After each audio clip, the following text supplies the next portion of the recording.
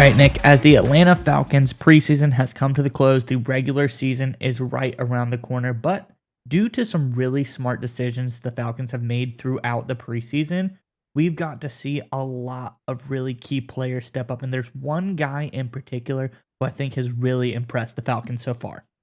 Yeah, Miles, this is a great update for Atlanta. And look, it's the result of smart planning, like you alluded to, by Arthur Smith and company. Great story that you found here about the Falcons. But before we get into that, Atlanta fans, look, regular season only a few short days away now. It's time to play for real first score. So that's why in the comment section below, here you go. Last chance.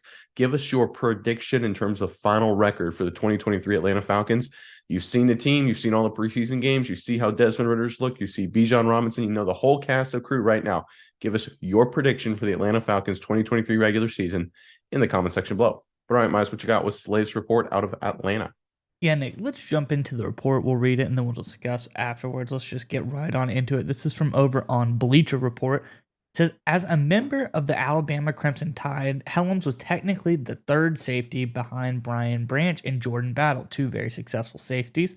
Helms, who played regularly in the SEC as a part of a big nickel packages, didn't hear his name called until the 7th round.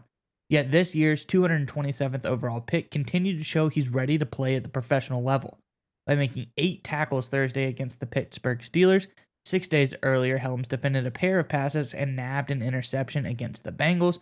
The Falcons chose not to play their starters throughout the majority of the preseason. Helm took advantage. He showed up and showed out. His coaches noticed. Coach Arthur Smith said he shows up when the lights are on, just like he did at Alabama.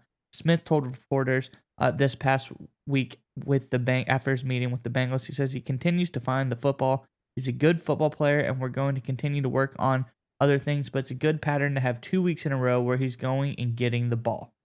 So, Nick, this just shows how smart the Falcons were in their decision to not play their starters. It allows guys like Helms to really step up and ball out, and now we have an opportunity where there's 3 solid safeties on this roster.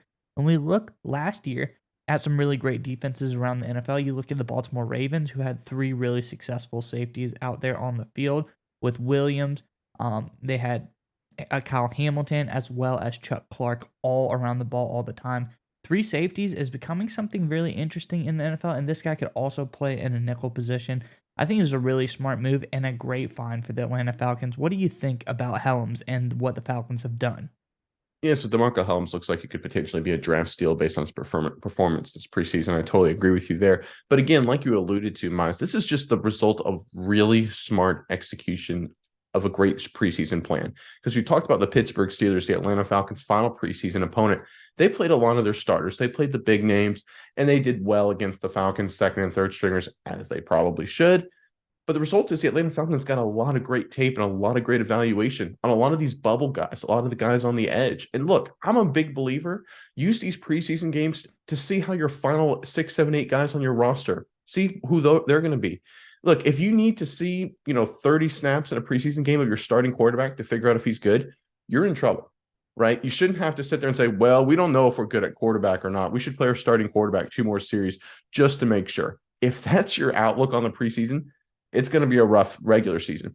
Use your preseason games to figure out who can play on special teams, who can be your third safety, who can be your swing tackle, all those kind of positions. Because to be honest, if you're a top flight contender, which the Falcons are in the NFC South, right? It's probably between them and New Orleans. I think clearly on who's going to win that division. You need to know who your depth guys are. You need to know, okay, if our starting corner goes down, how good's our number 3 and number 4 corner? And the only way you're going to know that is by reps in preseason. That's how smart teams execute. That's what the Patriots have done for the better part of 2 decades. That's basically what the Chiefs do. They play Mahomes for a series or 2, and then it's like all third and fourth stringers. Eagles, very much similar strategy. All the smart teams use the preseason to evaluate the bubble guys. The teams that aren't smart or the teams that have a lot of concerns, they play their starters more. I think this was a great move by Arthur Smith and company for playing guys like Helms, giving him a lot of reps, and it turns out he looks like he's a really great player. But I think there may be other guys potentially too that have taken advantage of their preseason reps and could develop into big-time contributors for Atlanta.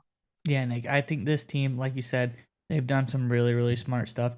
And they've gotten to pick up a guy like Helms, really kind of steps up that defense that they've been trying to transform this whole offseason. And I think that's another key piece. They've gotten a lot of transfers, or not a lot of free agents that they picked up think too much college football here, but a lot of free agents they've picked up, a lot of guys coming in and out. But you gotta see what these guys can do because these free agents they've been playing in the NFL for a while. They know what they've got to do. You can kind of evaluate them in practice. But these rookies who come in, they've never been in that environment, like you said. That's how you find the guys like the Helms of the world. That's how you know that Bijan Robinson is the real deal. That's how you evaluate a guy like Bergeron, the new rookie left guard for the Falcons, who's been doing pretty good so far as well. This is how you update your roster with like quality starting pieces that you get through the draft. Because you don't see them in the preseason, like you said, you're never gonna know. Yeah, and just one final point to hit on, talking about what it really matters to for the short term, but also the long term. So you bring up the safety example. Obviously, we're talking about Helms. Let's fast forward 2 seasons from now, and they have to make a decision about Jesse Bates. Do they continue to keep Bates on the roster? Bates at that point would be 28, going on 29, close to 30. Maybe his performance would dip. He would count $18.5 million against the salary cap, so it'd be a big hit for a safety. Maybe you would be forced to keep a guy like Bates, assuming his play has stepped off here. That's kind of what I'm assuming in this argument. If his performance stepped off, if you don't have a guy waiting in the wings that you have a lot of good reps on, you may be forced to keep a guy like Bates, and then you're stuck because it's a big cap hit. Or if you use preseason before you get to that point to evaluate young guys, then you can go into those roster decisions knowing that with a strong understanding of how good the players are behind that veteran. Again, that's what smart teams do. They are proactive. And I think this is what this shows right here for the Atlanta Falcons. Not only are they finding quality depth pieces for the roster for 2023, this is also setting themselves up to be making smart decisions in 2025, 2026, and beyond. That's what smart teams do, and that's what the Atlanta Falcons have done.